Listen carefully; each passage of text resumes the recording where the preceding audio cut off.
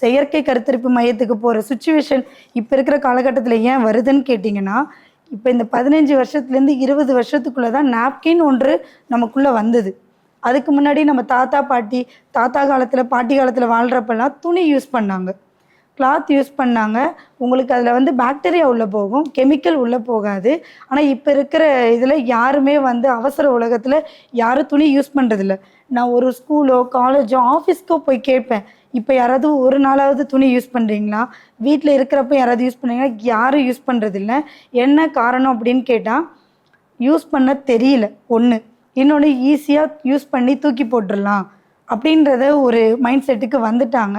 கிளாத்துக்கு use பண்ணுறதில்ல. Chemical நாப்கினை தான் use பண்ணுறாங்க.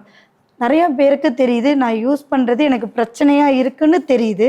ஆனால் தெரிஞ்சு அவங்களுக்கு மாற்றத்துக்கான வழி இல்லை. அந்த மாற்றத்துக்கான வழியை தான் நாங்கள் இன்றைக்கி ஃபெமினைன் கொடுத்துட்ருக்கோம்.